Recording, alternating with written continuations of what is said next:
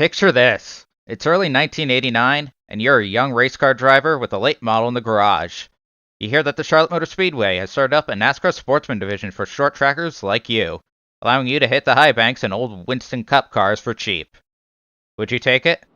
Because for about 250 drivers, this was a dream come true.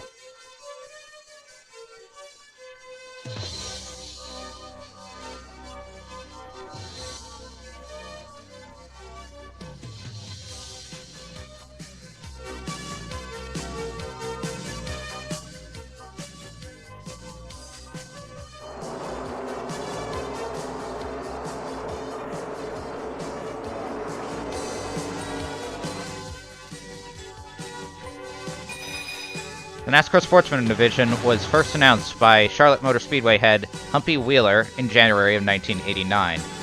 Wheeler hoped to give the Stars of Tomorrow experience at high speeds on big tracks for cheap.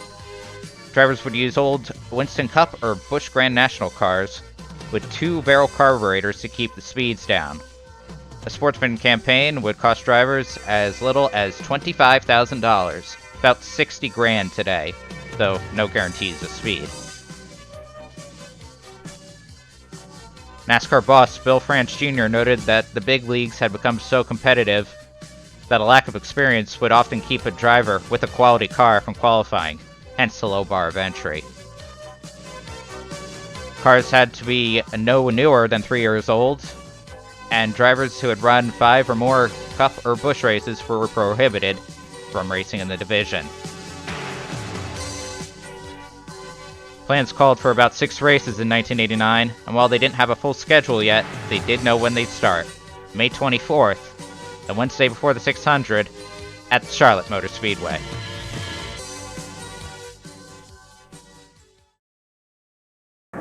Hold the children's hand and move well back. But Dick Beatty scared them to death, so yeah, they had a rookie meeting, and they had about 4 drivers in Beatty. I think they'll get in at least 4 or 5 laps before they have a problem. Then somebody's going to say, heck, this is no different from tearaway. And when they put their foot down, stand back, because it should be the 4th of July for Memorial Day here at Charlotte Motor Speedway. Well, we're door to door going into turn 1. They're off to a very respectable start, and Ward Burton, 27 years old, out of Halifax, Virginia, out in front, started in go-karts when he was 11 years old. Gets himself a very good start.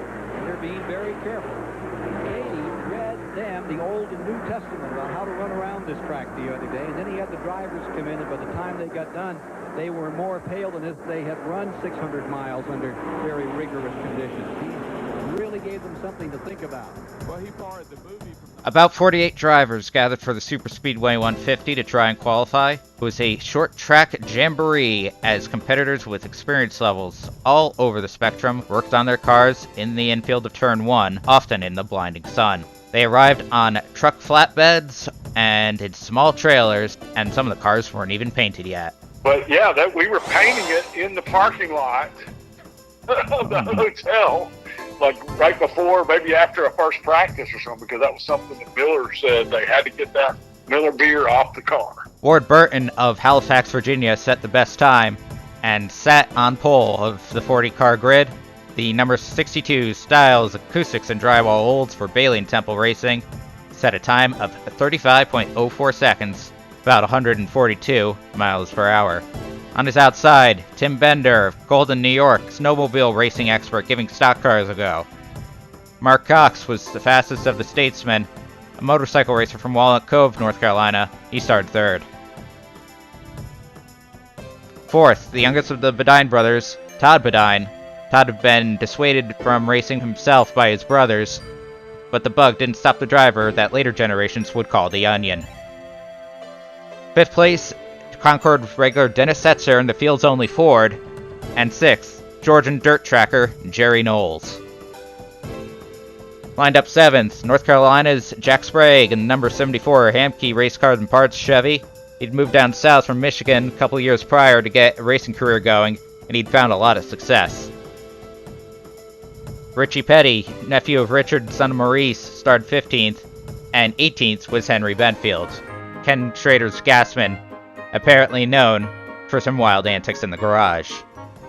Phil Rogers, a college freshman and the youngest driver in the field, started 19th. It was really, everybody was all jacked up and excited. It was a little bit crazy because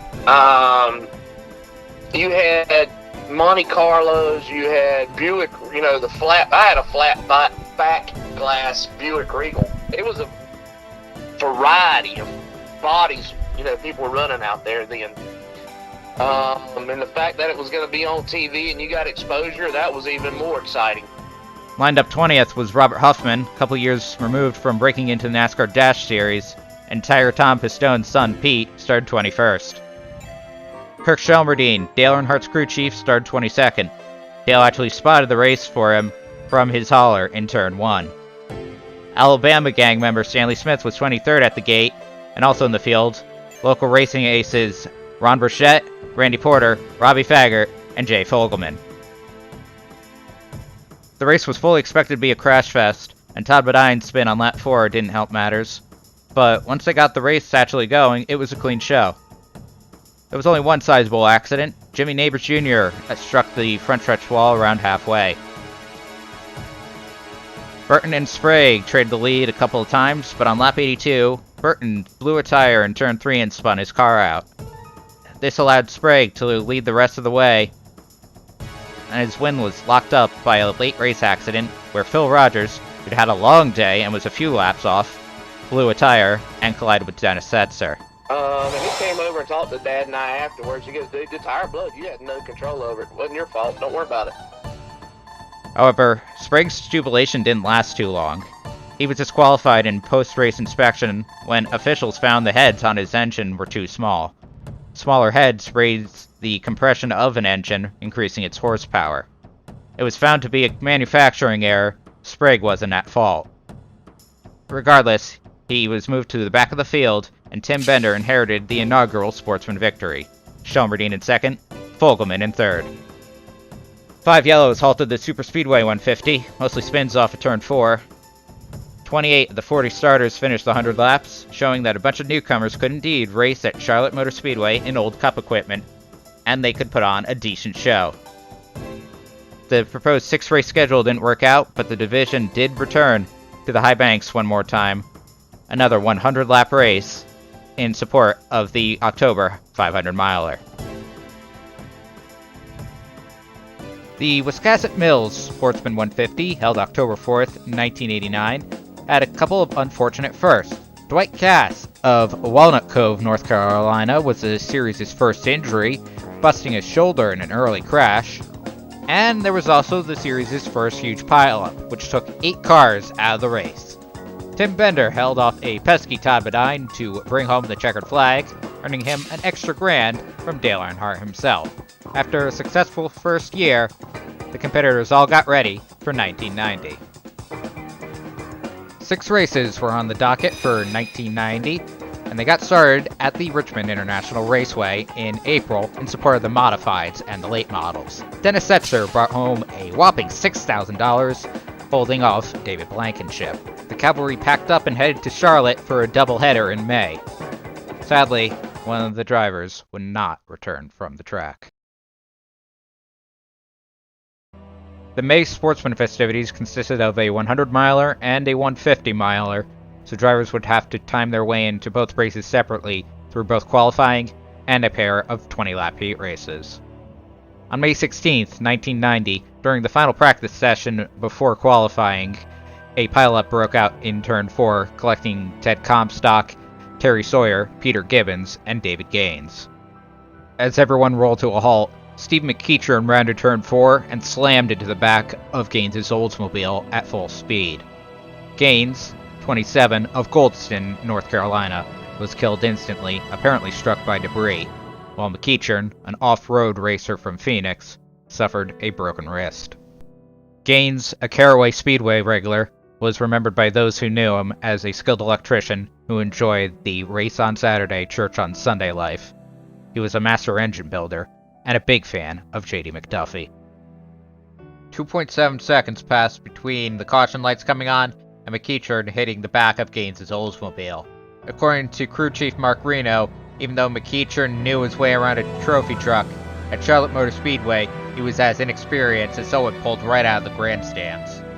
NASCAR tightened its requirements to race in the division after this, though they remained very relaxed.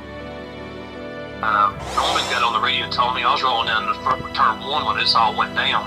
He told me to pull up on the back straightaway and stop. And that's what I did. I pulled over and stopped. He said, the pace car's going to be coming around. He said, there's been a bad wreck here on the front stretch. He said, when the pace car comes around, I want you to turn around and come into pits backwards. And so I waited the pace car come by, and I went and turned around and came in down pit road backwards that day because there was so much junk all the way down the pit road and down the front straightaway from that wreck. There was one more hospitalization during festivities. Hugh Connerty of Florida hit the wall during practice and had to go in for a checkup, though he was okay. Tim Hepler of Mount Holly, North Carolina, set the fastest time in qualifying and started on pole for the first of 2 20-lap heat races. A talented go-karter, Hepler was running the same car that Terry Labonte used in his surprise 1988 Winston win. Yeah, this is Terry Labonte's. He won the 1988 Winston All-Star race with it. And I actually traded a building edition with Norman Negree, Ed Negree's son, who raced Winston Cup for a long time. And Norman has been working on race cars, still does. He was the shop foreman over at Stuart Haas. Chris, we rented the track for a session with Mark Cox and one other driver. We had a private session there, rented track. I probably had 600 miles on the track before I ran my first race lap there. But my very first car race was at Charlotte Motor Speedway. And we went and qualified on pole for my very first race, my very first car race. Curtis Miller of Sanford, Florida, also made his first sportsman run that May, though he did not qualify for any races. Friends with Mike Goldberg, who raced there, and he had bought a Busch Grand National car and run it for about a year, maybe 2 years. And we had been running the Dash Series a little bit, and the races were far away. They were hard to get to, and it was just difficult on us. And they came up with that sportsman thing. And once we got a hold of the rules, Mike Goldberg had not been running that car, and the car matched the rules. And he sold it to me at a price that I could afford, which was difficult. I didn't have a lot of money at all. The car was kind of homemade built. It was a Pontiac Ventura. And we bought it. We took it up there twice. My dad and I built the motor ourselves. Never got it dynoed, which ended up being a mistake. But the 100-miler was a pretty wild show with 11 lead changes. Robbie Fagger won by a bumper over Tuck Trenum. The 150-miler showed off one of the big issues with the Sportsman Division, that being their use of old Winston Cup Super Speedway tires. It's not known when they started using these. It may have been with the start of the division, but Tim Hepler remembers it being with this race specifically. Regardless, they did this to cut costs, but with these tires heating up quickly and gripping the track with ease, it was hard for drivers to get out of the way or hit the brakes. As such, it wasn't too much of a surprise when on lap 4, 17 cars were wiped out in a humongous pileup on the front stretch. Hepler himself was taken out late in the going when Robbie Fagger spun while battling for the lead, taking out the 93 along with Scott Jackman's 15. Harry Teague held off a pesky Todd Bodine to bring home his only sportsman win in an old Chevy Nova. Even the finish saw an accident, with Jerry Knowles hitting the wall. Those with the travel budget and cars that could still run headed up to New Hampshire Motor Speedway to inaugurate the track alongside the Busch Series and the Modifieds. Dennis Setzer brought home the win in this one.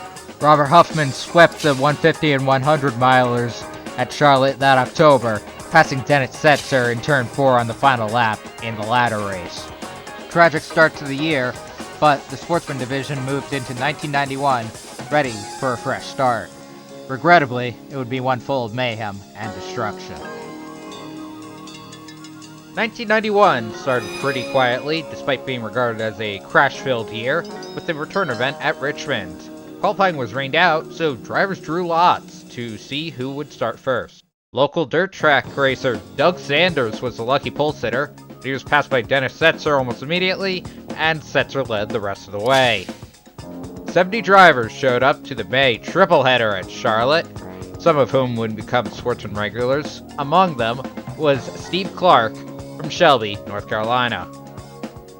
I've always I enjoyed going to the races and just the competition. I wanted to be a part of it.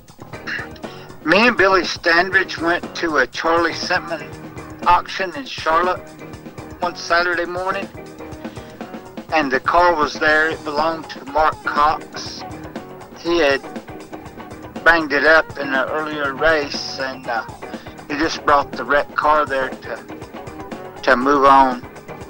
And me and Billy looked at it, and he said, "That's going to be no problem to repair." So when it came up for auction, I bid it off.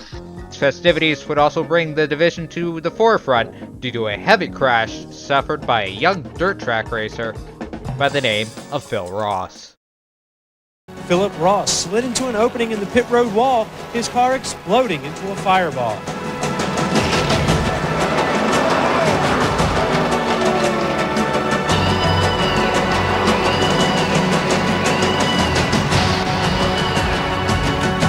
As the flames spread, it appeared Ross would be unable to escape in time. Suddenly, he emerged from the passenger side window, crawling through the inferno and to safety. He was flown to a local hospital where he was treated for second-degree burns on 30% of his body. The race was restarted and eventually won by Dennis Setzer. On May 17, 1991, Greer, South Carolina native Phil Ross was attempting to qualify for his first ever asphalt race in the second of two 20-lap heat races. Partway through, the number 1 Chevy Monte Carlo hit an oil patch laid down by an earlier pileup and spun backwards into the inside pit wall, striking a gate and bursting into flames. It took Ross 20 seconds to evacuate, but he was able to get out through the passenger window, credit to a high-quality fire suit. Track crews received considerable flack for not helping Ross in escaping. They claimed that gasoline had coated the front of a nearby fire truck, and they were dealing with that. Ross retired from racing from his hospital bed. In the meantime, the mayhem continued. During said pileup, Mike Gowdy of Canada and Doug Gold of North Carolina were badly bruised, with Gowdy reporting a possible broken shoulder. In the first 100-miler, Bill Metzger at Deer Park, New York, running Todd Bodine's old Buick, which he had literally purchased during the October competition the previous year, was shaken up after a collision with Junior Franks on the front stretch. Richie Petty was sent to the hospital after a heavy smash during the midweek 150-miler, and during the final 100-miler, this humongous accident sent Ed Garner Jr. of Greenbrook, New Jersey, and Tom Deeth, a powerboat racing legend from Dearborn, Michigan, to the hospital, both with broken bones. Not even the inaugural 150-miler at Pocono that July went smoothly, since it saw a large turn 3 pileup on lap 52, which ended the race, though no one was injured. Rounder Severance of South Carolina joined the list of those going to the hospital. He suffered carbon monoxide poisoning at Pocono and collapsed getting out of his car. Robert Huffman swept the 100-milers, while Robbie Fagger took the 150 at Charlotte. Dennis Setzer had an interesting weekend. He set the pole for the 150, but blew his engine in final practice. His pit crew rushed to his garage to get a short track engine, but they were too late to take the start. Setzer got his comeuppance by winning at Pocono. There was only one race in October due to a rainout, and it went smoothly. Kirk Shelmerdine brought home this one. NASCAR Sportsman Division had seen a lot of big accidents in 1991, but NASCAR was ready to give the series a shot on the biggest stage of all for 1992. Entry lists were still healthy, and drivers were having fun. Among these drivers was a local short tracker from Mint Hill, North Carolina, named Russell Phillips. No one knew him at the time, but he'd be critical in the division's end.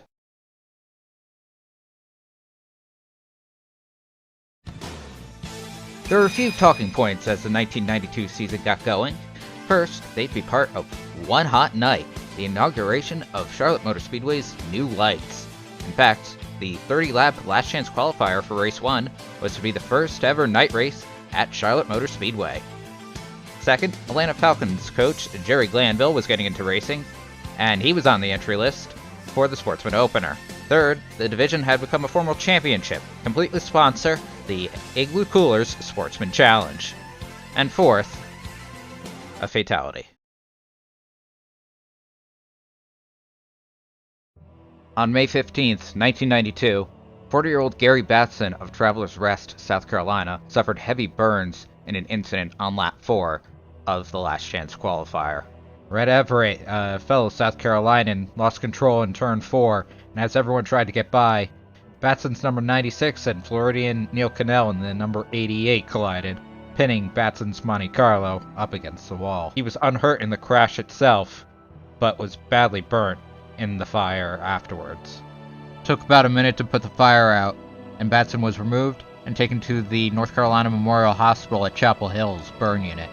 He died the next day of heart failure. Gary Batson was called by those who knew him as a fairly quiet man who was excited to hit the high banks for the first time. An occasional racer at Greenville Pickens Speedway, Batson operated a restaurant for a living and restored classic cars on the side. He never married. The accident was ruled a freak event as the angle Batson's car came to rest at was too shallow for the automatic gas shutoff to kick in. But it was the second time that Batson's car had caught fire. It was the same chassis Bill Ross had raced the year prior. A young Jason Keller won the heat race, which was shortened to 15 laps, and Robbie Faggart dominated the 100-mile opener. Late in the race, Lee Tissett and Larry Caudle got together on the backstretch, sending Tissett to the hospital with a concussion. Faggart also took home the midweek 150-mile race. This was actually the last time that they did 150 at Charlotte. And Tim Bender nipped Peter Gibbons for the win in the 100-mile race. Danny Sykes had an eventful speed weeks. North Carolinian, who was Gary Ballou's crew chief, went out early in the 100, missed the driver's meeting before the 150, and was told to go to the back. He refused and wasn't allowed to take the start. During the third race on Saturday morning, he spun his car off of turn 4 and was hit by Jerry Rector. His car burst into flames, but Sykes got out okay. One more driver went to the hospital that May, Steve Allison of Broken Arrow, Oklahoma, with a possible broken shoulder after a front stretch smash in race 3. This was probably one of, if not the most memorable Sportsman Speed Weeks, not always for the right reasons, but supporting the 1992 Winston, remembered today as a true classic, definitely put these young short trackers on the biggest stage possible. Among the first-time starters that week was Lester Lesneski of Stanfield, North Carolina. I did a lot of like dirt late model racing when we moved here. That's what I was doing. And at the time, Concord Motor Speedway down here was dirt. Pretty much everything around here was dirt. And when they switched over, we kind of made an attempt to do some like late model racing. So that was the extent of that. And then that's when we kind of got off onto that sportsman deal. The kid that got killed on that front stretch when the car got up on its side and had a fire. And we didn't even make that race. And then the second one was just, we were running a Buick body. And of course the Buick body is not, as far as I know, known to be super aerodynamic. So, most of the time at first when we started, we were running, mid-pack, 20 and somewhere around there. Nothing throughout the remainder of the year grabbed the front page. They ran 2 150-mile races at Pocono that year, one in June, the other July, won by Tim Bender and Canadian Peter Gibbons, respectively. Faggart swept the 200s at Charlotte that October and with it the championship. Mark Purcell of Watertown, New York, had this heavy smash into the turn 2 wall during the finale and left the track on a backboard with a busted sternum. It had become a bit clear after the 1992 season that despite it being a little bit cleaner than 1991, the Sportsman Division was one full of not much more than a whole lot of wrecks. However, organizers weren't ready to let the series go just yet. They had one more idea, and they had the perfect opportunity to institute it. The 1993 schedule was a simple one. They'd start with 3 races at Charlotte, a Saturday 100-miler just ahead of the Winston, a Wednesday 100-miler under the lights, and a 100-mile race the morning of the Busch event on Saturday. They'd race twice at Pocono, one in June, the other July, both 150-milers just before the ARCA races, and they'd end the year at Charlotte in October with a Wednesday 100-miler under the lights, and a Saturday morning 100-miler, again just before the Busch race. This would be the schedule for the rest of the division's existence. No formal point system in 1993, and they didn't have a sponsor anymore. Among the newcomers that year were Wally Fowler of Campbell, South Carolina, Ronnie Grindstaff of Manchester, Pennsylvania, and Jeff Ninneman of Dallas, North Carolina. I moved down North Carolina from Wisconsin. I ran modifieds in Wisconsin, like they're kind of like super modifieds. They were a knockoff division of sprint cars and race go-karts when I was a kid, and moved here. I was running late model stocks at Hickory and Tri-County, and once in a while at Concord. And my dad worked as an engine builder at Jackson Automotive, and the division came into play after I was running late models. Humpy started it, and my dad, where he worked, they built a Circle Track magazine engine for Robbie Fager. So I kind of got my feet wet, you know, being around that, going to the racetrack, and they had a lot of customers running their engines at that time. Mickey Hutchpath and Robbie Fager ran it, and I've lost track of how many guys that ran those engines out of Jackson. There were also a couple drivers who did not return for 1993, including Tim Hepler, Mark Cox, and Will Hobgood. Late in the opener, lady driver Sherry Minter spun her car out in front of the leaders and was struck by second-place Kirk Shelmerdine. Minter was on crutches for a couple weeks after this. Race 2 was an absolute catastrophe. It started with Chuck Hebbing of Williamston, New York, breaking his shoulder in qualifying, and during the main event, this. You're really not supposed to do that, but they made it. Almost, they didn't make it in the wall. 2, 3, 4, 5 cars collected. They almost made it. And the collisions and crashes keep on happening all the way down the main straightaway. It looks like we've lost a third of the field. Second place starter Peter Gibbons, third place starter Michael Dawkin, fourth place starter Garland Hobgood, fifth place starter Ronnie Sewell. They were among 10 cars wiped out in the second lap crash. The rest of the race wasn't too much cleaner, though it did serve as a great chance for some of the little guys to run up front, such as with debutant Robert Wooten of Anderson, South Carolina. We got the car pretty well. It was running good. I started 34th. I think there were 70 some odd cars that tried to qualify. We still qualified like 34th. And in 20 laps, I had moved up to 8th place. But there had been a crash that we had a caution, and I run over a little debris. My left rear tire went flat. They'll check out the tires. We changed the left rear tire. I only had one spare tire, matter of fact.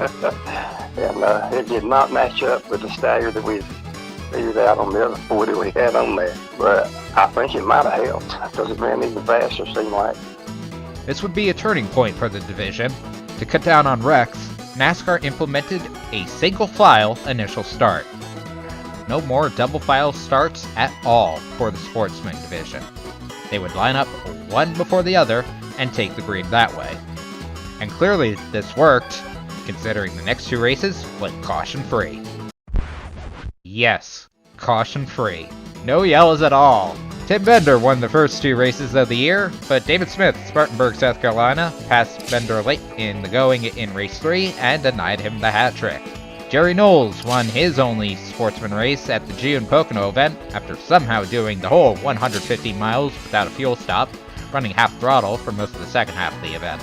Bender won the 150 in July, and Kirk Shelmerdine, who had left Richard Childress Racing to race full-time after 1992, swept the October races, home to the typical big smashes and a major mechanical failure for Tim Bender in race 1, which knocked him out for the weekend.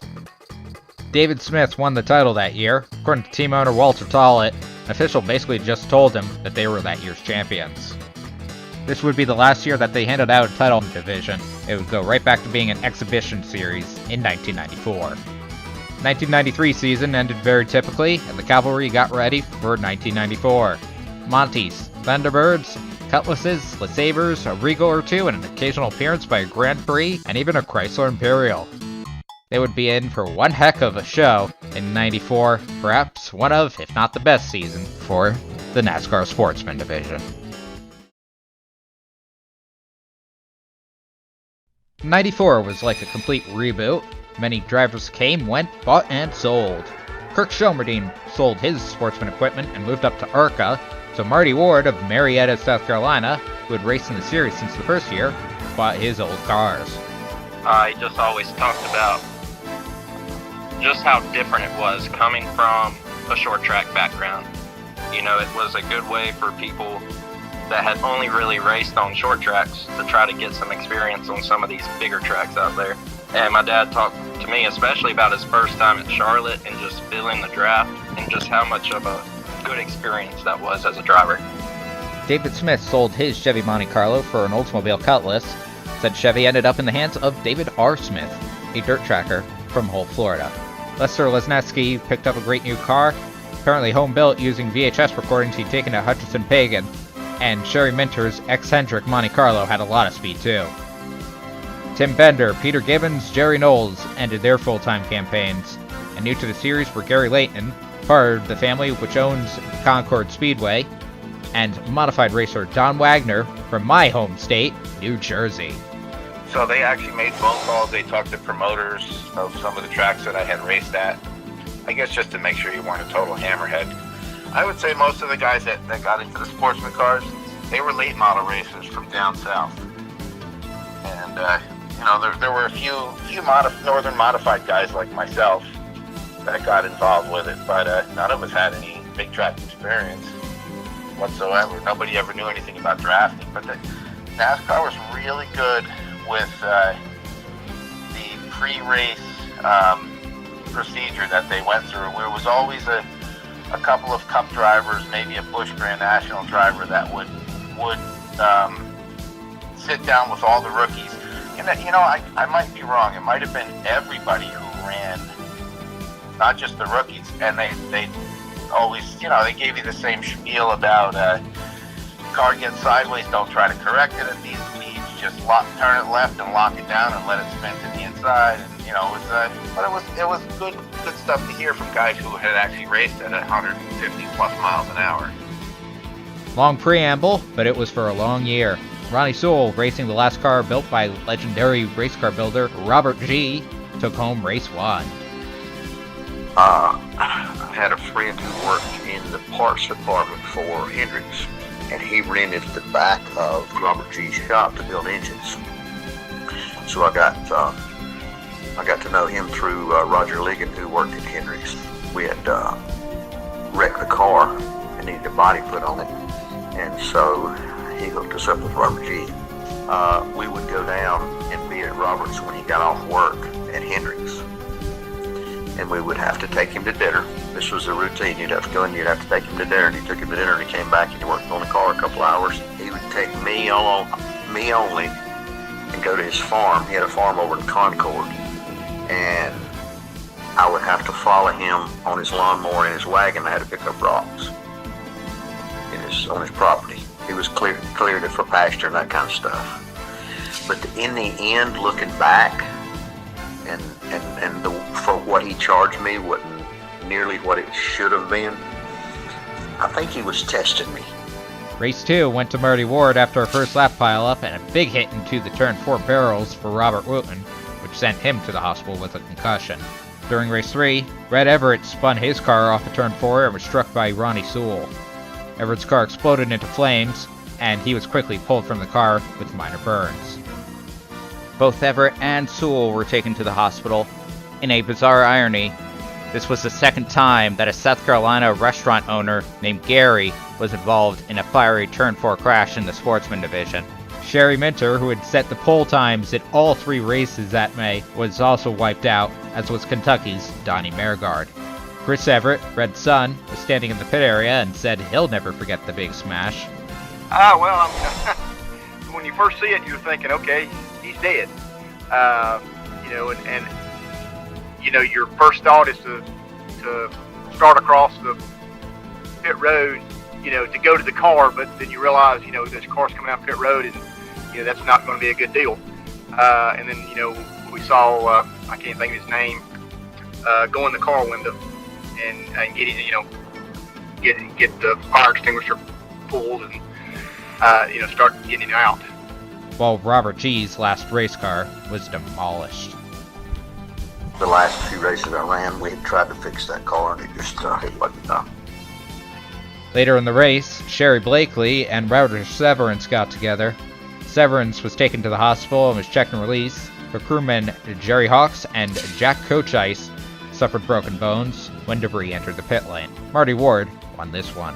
June Pocono race was rained out, so it and the ARCA race were rescheduled for July, making for a Thursday-Saturday doubleheader. Wally Fowler crossed the line first in both races, but was disqualified on Saturday night for what was apparently a hilariously illegal engine. Jerry Rector inherited the Thursday win, his only in the division, while Marty Ward took the Saturday one. Saturday race saw a big smash in turn 1, where Russ Galindo looped it and was struck full bore by Doug Bennett. Neither driver was injured. Fowler claimed the night race in October after wild racing and fun brawls, while Marty Ward held off Steve Knipe and David Owens, both having their best ever runs, to win the finale. It had been a good year for the little division that could. The grids were still healthy, and drivers were signing up for fast track driving school, hoping to be allowed to race the high banks. 1995, however, would undo all the progress that the Sportsman boys had made.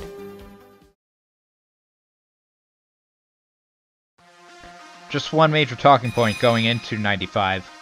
Maurizio Michelangeli, touring car racer from Italy, had seen NASCAR on television and made the trip over to participate. He actually qualified for race 1, but was wiped out in a final practice accident, which also collected his teammate, David Owens. As such, he never took the start. Marty Ward won the opener, which was shortened due to time constraints, and during the Wednesday night race, Don Satterfield of Spartanburg suffered a broken pinky finger in a big shunt in turn 3, collecting Bubba Urban, Tim Neighbors, and Henry Benfield. During race 3, Mickey Hudspeth slammed the quad oval wall and was hit by Perry Tripp. His car caught fire, but he got out of there just fine. Lester Wisniewski edged Marty Ward for his first Sportsman win in the night race, while Wally Fowler brought home Saturday morning. Fowler crossed the line first at June Pocono, and this time was able to keep his win, while Les Lesniewski won in July, a race held in temps approaching 100 degrees. Between entry lists of 55, several newcomers every week, and solid racing, they'd gotten a great start to 1995, and this momentum continued into the final race weekend of the year, which saw 53 drivers attempt to make the Winston 100 on October 4th. Russell Phillips surprisingly took his first pole in the series, and was looking forward to perhaps turning it into a win. I mean, he did well. He especially in the last 2 or 3 years, he had really had some really good finishes at Charlotte, and I think he was really showing that he had the talent. With more backing, I think he would have been consistently in the top 3. However, Hurricane Opal had other plans, delaying the race by 2 days and forcing Sports South to scrap a planned live broadcast of the event. NASCAR found an opening for the race late in the afternoon on Friday, October 6th, and Sports South set up their cameras to tape the race, planning to show it on Sunday. Phillips led the first 2 laps of the event and was reshuffled to about 10th, where he held station running with Stephen Howard of Greer, South Carolina, right behind Yorktown, Virginia's Joe Gaeta in the number 83 Ford, and Soddy Daisy, Tennessee's Moore Spice in the number 91 Olds. Sadly, this weekend isn't remembered for the pole or for the following Cup race won by Mark Martin, but instead for one of the most infamous accidents in NASCAR history. Tragic accident late this afternoon at the Charlotte Motor Speedway. The wreck took place during a sportsman race at the Speedway. As you can see, one of the cars, number 57, pinned against the wall at the Speedway. The roof of the car collapsed, killing the driver, 26-year-old Russell Phillips from Charlotte, North Carolina. The Sportsman Series was begun by the Speedway several years ago to give new drivers experience in driving super speedways. The last fatality at the track occurred in 19... Phillips. He is from the Mecklenburg County community of Mint Hill. Phillips, 26, worked as a detailer for his family's trucking business, was a Sunday school teacher at a local church, and volunteered for the Mint Hill Fire Department. He was also a fast-track driving school instructor, and was a good friend of Phoenix Racing owner James Finch and driver Jeff Purvis. His wife, Jennifer, hadn't been able to make the start due to an appointment, and was just pulling up to the track. I don't know how to explain it. It was almost like a voice saying to me, not audible, but a voice saying to me, you don't need to be here because Russell's not here. I finally got one of the stations, turned up the radio, and they said that there had been a horrific accident in the Sportsman Division, and one of the drivers, Russell Phillips, had been critically injured and had been taken to Cabarrus Memorial Hospital. And I knew right that minute he was gone. In Charlotte, we have a level 1 trauma center, and there's a helicopter sitting right outside of the Infield Care Center. And had he been critically injured, they would have flown him to the hospital. And when they took him to this other hospital, there's no way that they would have taken him there. If he was critically injured, there's no way. After a 40-minute cleanup, the race resumed, though several drivers chose not to take the start. There had been calls to cancel the race, but organizers and racers had obligations to carry out for their sponsors and backers, and a duty to fulfill for the fans. It was a similar argument for the next race on Saturday morning. If drivers wanted to withdraw, they could, and at least one did, but they had an obligation to fulfill. Gary Layton won the Friday race, his only sportsman win, and Lester Lesneski won on Saturday. The planned tape delay broadcast never aired. Phillips' crash was the final straw for the series. That November, Humpy Wheeler announced that Charlotte would be switching to ARCA races for '96. No formal announcement regarding Pocono was ever made, but the division was done. In 42 races, 3 drivers had been killed, and about 15 had been sent to the hospital. The United Speed Alliance Racing sanctioning body picked up what was left of the division, and in '96 held a couple of exhibition races. In 1997, they turned it into a formal championship, the Hooters Pro Cup. That first year, the series allowed old sportsman cars, but with the rule change in '98, the old Monties and Cutlasses could no longer take to the track. The Hooters Pro Cup is now the Cars Pro Late Model and Late Model Stock Tour, so the Sportsman Division does physically live on in some sense.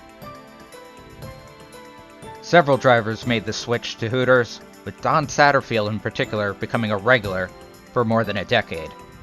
A few more attempted Busch campaigns, such as Les Lesneski, Marty Ward, and Curtis Miller. We didn't have a garage. They wouldn't let us put our car in the trailer, so we had it under the car cover, and I couldn't get the oil hot the next morning. I had to go out to qualify, and we blew the motor, and it's probably because we couldn't get the oil hot enough, and just we weren't prepared enough for that, and we had no idea what we were getting into there.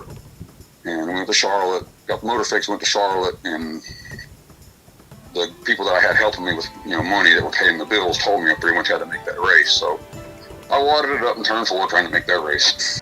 Stephen Howard, who was only 21 at the time of Russell's accident, never moved past it. He was not blamed for the incident, but the 1996 Greenville-Pickens track champion and multiple-time All-Pro race winner never really overcame his demons. He died in 2011, age 36. Russell's accident was used for research into the Earnhardt Bar, a roof support created after Dale Earnhardt's big hit at Talladega in 1996. But today, the Sportsman Division is mostly just remembered for Russell's accident, and is framed as a series where a bunch of short trackers hit the wall. And that's a pity. It was so much more than that. To run in the NASCAR Sportsman Division, you need to pass a racing school exam, receive a NASCAR racing license and a superspeedway racing license. Drivers in the series came from all over, and some had no experience whatsoever. Bob Fox Jr. of Franklin Square, New York was apparently one of these.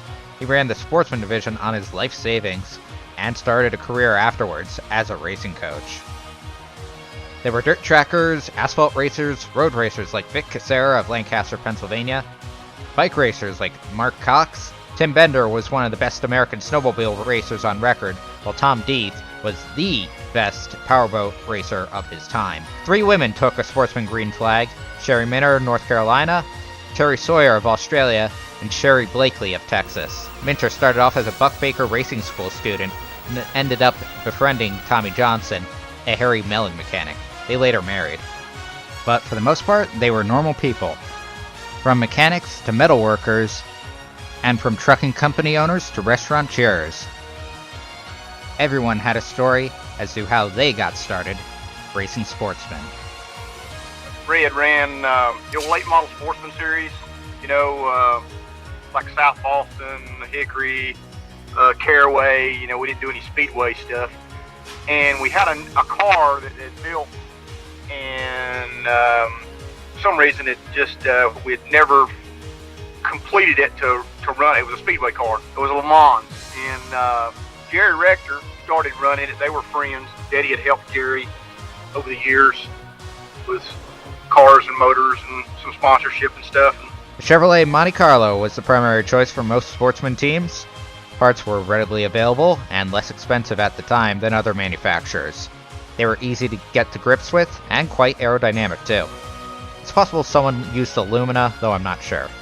Even in its last year, most teams ran 1988 models at the newest. Ford Thunderbirds were rare, but there was usually one in the field, often either Dennis Setzer or Henry Benfield, depending on the year. Oldsmobiles were common early, rare in the middle, but by 1994, the Cup, Busch, and Archer teams were selling off their old stock. The Cutlass saw a resurgence. Pontiacs, on the other hand, dropped off as time went on. Only one driver, Charles Schaffner, used one in 94, and no one used one in 95. Buick users had a couple of options, and due to Buick's departure from NASCAR, old parts were often up for sale. Many Buick drivers brought along LeSabres, which NASCAR teams had used in 1986 and 87, but the Regal, both its early 80s and late 80s look, also saw the track. Michael Lavetrie of Waterford, Connecticut, used a 1982 Chrysler Imperial at a couple of Pocono races, the only driver to use one. Lastly, the old Busch models, the Nova, the Ventura, the Skylark, and the Omega were used a bit at the beginning. Kerry Teague's one sportsman win was in a Nova, but they were retired within 2 or 3 years of the series getting started. If sportsman cars could talk, they would have spoken for days. Roger Roos's car was a rear-steer Buick built for Bobby Allison that just saw testing use, while Ronnie Grandstaff's Monte Carlo was once an Oldsmobile raced by A.J. Foyt in the 1987 Daytona 500. Glenn Darnell used the Pontiac, which Neil Bonnet won at Calder Park in 1988 with, later converted to a Monte Carlo before being written off, and Robert Wooten's Monte was the Ventura barrel-rolled by Rodney Howard at the 1983 Goodies 300. Oh, it was a Busch car. I'm trying to think of the man's name that owned it. But anyway, Rodney Howard's the one that's driving it as a Busch car at Daytona, and he flipped it and pretty well totaled it out. And then when Bill Johnson bought it, he sent it to Kerry Bodenheimer, and they re-clipped the front and the rear on it. And when I got involved, I had Bobby Kay at the car house, former owner of the Flintstone Flyer. Yeah, most people around dirt knows who that is. That Mike Duvall drove. Anyway, his shop put a new body style on the side, got it real aerodynamic. I guess I thought I was going to Daytona with it. Well, we really had hopes to. Some of these cars still exist. Sherry Minner's ex-Hendrick Monte Carlo is back in its old colors on display, while Chip Kreider's Ford Thunderbird, which apparently started its life as a short-track Ford Granada, is in the hands of a Thunderbird enthusiast group somewhere. Minter herself hung up the helmet in 1996. She was good friends with Russell and was affected terribly.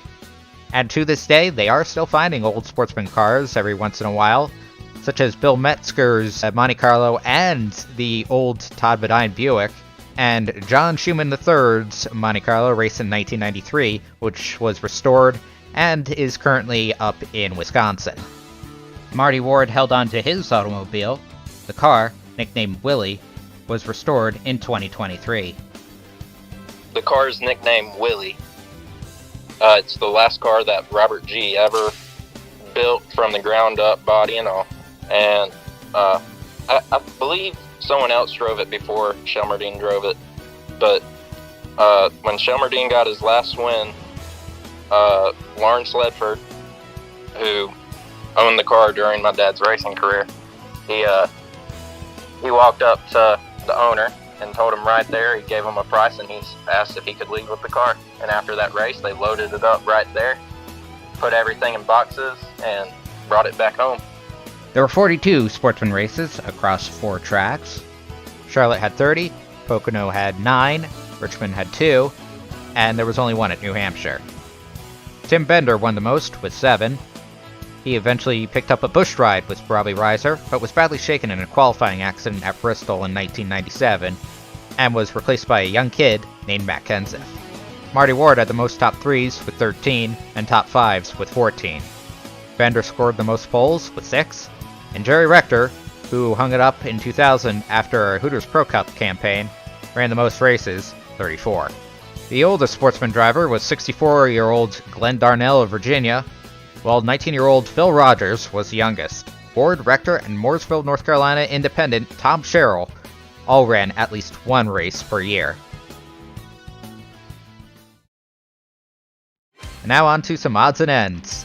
Top Cop Racing was a Florida-based series where police officers faced off against one another on local short tracks for charity. Fred Costanza, one of the series participants, represented the charity at few races at Charlotte. 9 of the 40 starters in the Sportsman Opener never returned to the series. Charles Schaffner, the founder and user of a Pontiac and Sportsman, is best known today for owning Specialty Racing, the team Kevin LePage was running for when he did this. Robin Caldwell's car was an old Banjo Matthews chassis from 1979 before the 1981 downsizing. It was about 200 pounds heavier than the other cars, by his old estimation. He also won my award for the prettiest paint scheme. This video's for you, Robin. As mentioned with the Smiths and Marty Ward, several Sportsman cars were themselves resold to other drivers. Current Dillon Motor Speedway promoter Ron Barfield Jr.'s car was purchased and quickly written off by John Stroud, while Derek Countryman, great name by the way, used Will Hobgood's old Monte Carlo. Several adventurous drivers piloted the number 43 car, which was ex-Elton Sawyer. First off, Dale LeMans of Virginia would later own and die at the Langley Speedway. He ran the car in 1991, and when he was done, he sold it to Kitty Hawk, North Carolina's Paul Shaver, a successful businessman whose experience included ATV racing and Formula Renault in France. The spin by Henry Benfield in the first Sportsman race was apparently intentional. He misheard an instruction and thought he'd been told to, quote, turn it around. Humpy apparently wasn't too happy. Kirk Shelmerdine's black number 3 was actually not old RCR equipment. It was an old Jimmy Means car. New York dirt tracker Wyatt Earp IV rented out a former Days of Thunder 46 for use at Charlotte in 1990. He finished midfield, and yes, apparently he is a descendant of the famed cowboy. Ward Burton is remembered for a couple of things, including his 2002 Daytona 500 win, his tiff with Dale Earnhardt Jr., and his accent. Speaking of his accent, did he have it when he was 27? Well, I'm looking real forward to it. You know, I just hope everybody uses their head and doesn't try to win on the first lap. David Showers of St. Augustine, Florida had an unfortunate 1991. He qualified for his first Sportsman race at the Wednesday 150-miler, only for that race to get rained out, and he wrote the car off in his qualifying heat for the Saturday 100-miler.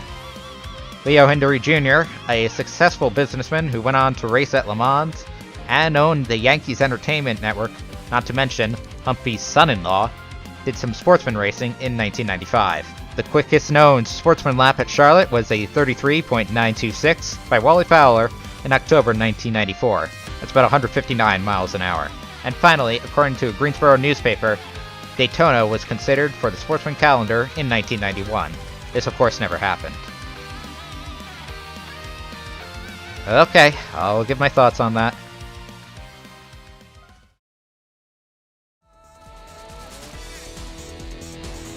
Daytona, the world center of speedway racing. The Sportsman Division at the big track is definitely an interesting what-if, alongside CART at Talladega, but I think it would have gone just fine.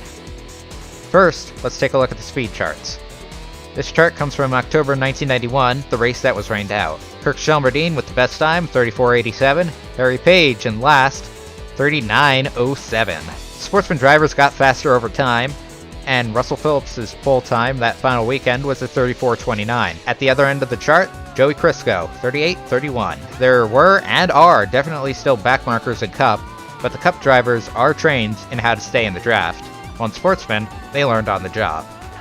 Drafting was very important at Charlotte, and learning how to slipstream was critical in getting to the front.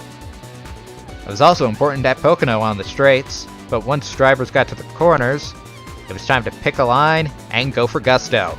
Reportedly, it was actually possible to run turn 2, which for reference is based off of Indianapolis, flat out with a proper setup. We do also have a couple of examples of slow cars at super speedways to look at besides the Sportsman, like the HQ Holdens, which frequented Australia's Calder Park for a couple years. Sportsman was somewhat unique in that, despite it being a super speedway for them, they were usually pretty spread out at Charlotte once they got the show on the road. Considering their use of Winston Cup super speedway tires and the extreme reliance on aero at Daytona, something most Sportsman drivers join the series to understand, it's fairly within reason that Sportsman cars would probably have gotten into small packs and spread themselves out from there, and that any accidents would likely resemble those of their faster brethren. This assumes most drivers will hang back and log laps if they don't know what they're doing, which I believe is correct for the most part. Charlotte was simply a tricky place to do this at. Additionally, the Goodyear Dash series already fulfilled the Daytona dream for the short trackers. Just like Sportsmen, Dash drivers learned drafting as they went, and they frequently got into big messes.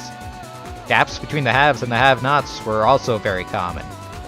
But Dash cars were compacts, which could shoot out from underneath a driver even with their best effort. Remember, Sportsman cars used old Winston Cup Super Speedway wheels, which gripped the track with ease after short runs, so provided they got a green flag run going, I feel a potential Sportsman race at Daytona would have gone just fine. However, this proposal, which may not have been legit to begin with, was put forth in 1990, not 1995, by which point NASCAR had improved its vetting process. My analysis is based on how things were in 95, so really, who knows how a Daytona race would have gone when they were still double file. And it's simply my own hypothesis. Let me know how you think it would have gone.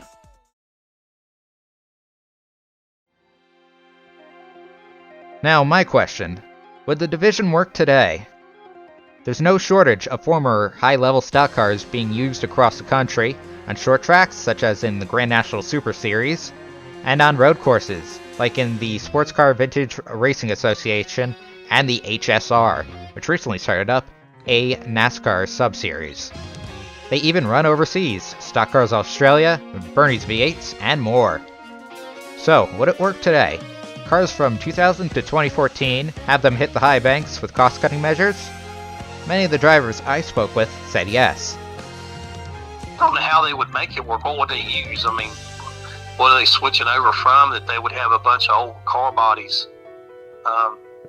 But honestly, running a limited horsepower motor like at a track at Charlotte where you're running wide open all the way around puts them in a situation like even the best of the Cup drivers at Daytona and Talladega can't run very long without having a big wreck. What was it? ASA at one time was doing a class like that. And there was some, at one point in the late 90s, I think there was talk of a team racing type thing that was starting that was going to run on these speedways. I've always said that I felt like these super speedways needed to be used more than just, twice a year. Like Talladega here in Alabama, they run 2 races plus, maybe supporting events of the trucks and the ARCA race, but that's it. There's all these other weekends that it's never used. But I just think it's finding that kind of class that could be a supporting event. But yes, I think it could go again. I just think you just have to have maybe some short track races, kind of like, if I've been wanting to run Talladega in the truck series, and they won't let me run the truck race here at Talladega until I go run a 1.5 mile truck race, right? I don't know, man. Money is so crazy. I'm actually helping an ARCA team part-time now. And when I go in there and see the money those guys are spending and find out what it costs, sure, it probably, there's been a lot of safety things, so that would definitely be a plus, right? The soft walls, and I think the spotters and the radios are better, and the seats are better. Everything like that's better. And I guess there'll probably be a little bit more, they'd probably look a little harder into some of the drivers' resumes before they let them get on the track, which I'm not sure that was always a problem. I think that was, that the situations I think we had were more a product of all the cars. It was like the Cup cars at Daytona. We're basically on a restrictor plate with that little carburetor. A good sportsman car, you could build yourself. And people did it. They built their own sportsman cars. Well, the cars nowadays, you can't really build them. The templates are so strict. You've got to buy everything from somebody who manufactures it from NASCAR, like the frames and the body panels and all that. I don't see it working nowadays. If you can afford to race that, you're going to attempt to run a Busch race or even the ARCA series. But the ARCA series is dying off, and that was always the closest comparison to the Sportsman was the ARCA series. But they're not getting many cars anymore, and I think the reason is it's money. You've got all these Cup teams, and they're using it as a test and tune and a feeder division as well for these young drivers, and they're all pay rides. I think it'd be great. I'd do everything I could to support it. I'm probably a little too old to race anymore, but I would do what I could to support it. But I think it could work, especially now because they got so many of those cars that are thrown away. I don't know if you're aware of this, but they have a short track division right now called the Grand National Series that they run like at Tri-County, and they run them at Hickory every once in a while. And in South Boston, they're taking all the X-Cup cars and running them on the short tracks, and they actually have big motors in them. Definitely. He loved all of his memories racing in the series, and he wanted to see it keep going when it was still around, but there were just too many dangers, and as long as they kind of did more to try to prevent certain things from occurring, he was 100% for it sticking around. I would like to see that. That'd be great. If they could keep the cost down, it would be great. I don't know if they could run it Charlotte, maybe Richmond or some of the, at least started out some of the shorter tracks at first. But yeah, I think they could. The cars are safer. I think the drivers I think they'd be willing to do that. But it kind of, you could take the guys from all of these other racing series and have another Sportsman series, which kind of, I guess, is ARCA now. But with all the leftover Cup cars, since they went to the new car, it would be easy to start it back up again, and run a crate motor now instead of having to have a built high-dollar motor. And, they could get experience on running on radials instead of those hard brick bats that we had to run back then, which would be safer. Yes, I thought that this new series that you just spoke of would kind of take its place. I feel like that. I think the late model cars running at Rockingham would be a show. I think that series would have worked then. There was some just bad luck there. It didn't have anything to do with the talent of the drivers when they had their the accidents that cause this racing, that series to fold. It would work. I think it worked at Daytona. Well, I'd like to think it could, but they've run into the same problems that they had last time. Unfortunately, believe me, I was one of them guys myself. I never caused any of those big wrecks, but I was in some of them.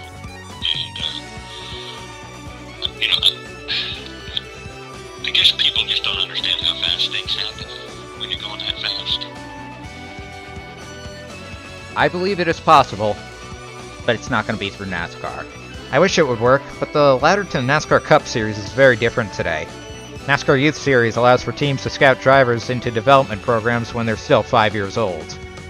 There are a couple series for drivers who want to just have a little fun in stock cars, but with the possible exception of the modifieds, none of them are NASCAR. Be it trucks or ARCA, there are scouts everywhere, and even in non-NASCAR series such as late model tours, team owners seek the talent of tomorrow. If you just want to enjoy yourself behind the wheel of American Steel, there are vintage tours out there. You can always sign yourself up for a track day, though these are experiences more focused on feeling what it's like to be in a stock car, and not what it's like to race. Additionally, even if Russell's accident hadn't occurred, I feel the division likely would have folded during the safety-conscious transitions in 2001. In fact, things are so different today that according to Roger Ruse, having Sportsman on your resume isn't enough to run a super speedway, not even in trucks. I've been wanting to run Talladega in the truck series, and they won't let me run the truck race here at Talladega until I go run a 1.5 mile truck race, right? So talking to Brett Blood, I feel like I had enough experience with running the Sportsman series and the Dash series on Daytona and Charlotte and big tracks, but they still say I have to go back and do that. And at the end of the day, there is an easier way to get experience at Charlotte, and that is iRacing. While there's nothing better than actually hopping into a stock car and racing at full speed, an iRacing rig costs $1,000 on a budget. Stock car racing is expensive, it's been that way for many years, and it'll likely only get worse in the coming years. It's definitely not going to get better. This isn't any one person's fault. Drivers are being found through video games. This year's Daytona 500 champion, William Byron, got a start in iRacing and inexpensive legend cars, which themselves were born at Charlotte. Jan Mardenborough of Great Britain's story of Gran Turismo to real racing was made into a movie. It's not even a new thing. In 1997, Dale Earnhardt Jr. found a kid named TJ Majors in online racing, and with his help, Majors got a late model career going. He ran in the Dash Series, and today, he's a Cup Series spotter. This reflects a fundamental issue with getting your trek up the racing ladder started. It's not really something that you can do on a shoestring budget, especially not nowadays. There's a gentleman right now, building late model stocks, which only run in North Carolina, South Carolina, and Virginia, which is kind of crazy. And less motor, transmission, and seat, race ready, is $85,000. And then they're running for, on a Saturday night show, Hickory, $1,500, $1,400, $1,600 to win. And I'm like, wait a minute, that's what they paid back in the 80s and early 90s. When I was running there, they're still paying the same amount, which doesn't make any sense whatsoever. But I feel Sportsman was NASCAR's last attempt to grasp on to its early years, and regardless of what ifs, racing isn't as much of a hit with kids today. I believe that's twofold. One, there's not many heroes nowadays. And two, the big thing, it's not something you can just pick up equipment for a couple of bucks. Nor is it something you can go outside and do for a couple minutes with the buds. At least, not easily.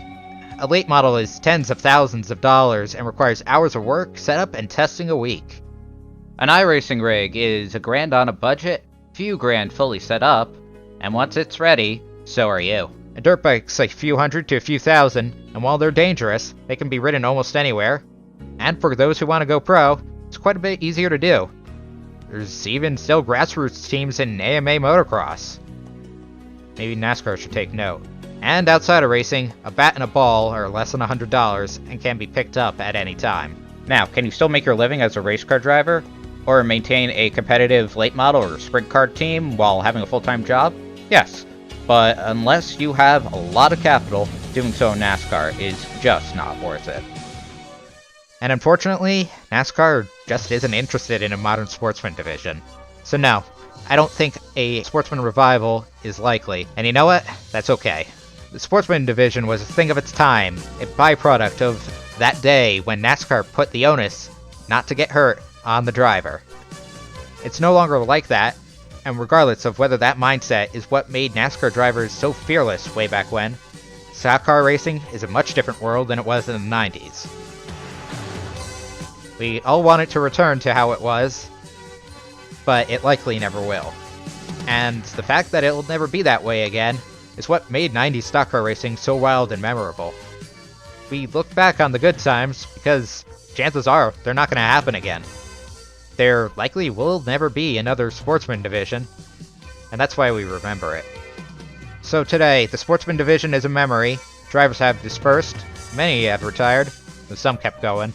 Roger Rue still races, and occasionally even at the high levels on road courses, while Dale McDowell continues to tour as a dirt late model ace.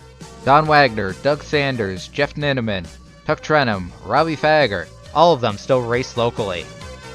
Lee Tissett can still be found in late model tours in the southeast, while Ricky Sanders races Trans Am. Jimmy Sharp, Dennis Hetzer, Robert Huffman, and Jerry Knowles can all be found supporting their children's careers. Additionally, the series did perform its job of creating the high-level talent of tomorrow. Ward Burton, Jack Spray, Dennis Setzer, Todd Bodine, Robert Huffman, even Mike Skinner ran a sportsman race. Cash legend Will Hobgood, Cup Independent former Dale crew chief Kirk Shelmerdine, Mansion Motorsports owner Thee Dixon. Many more names are recognizable when you look at sportsman results. There are indeed drivers from NASCAR's low-level speedway division who still hit that switch to start their engines, and even in those who don't, the stories of the NASCAR Sportsman Division live on. It's okay that the division doesn't exist, and that's what made the drivers, to quote Sherry Minter, the Wild Bunch.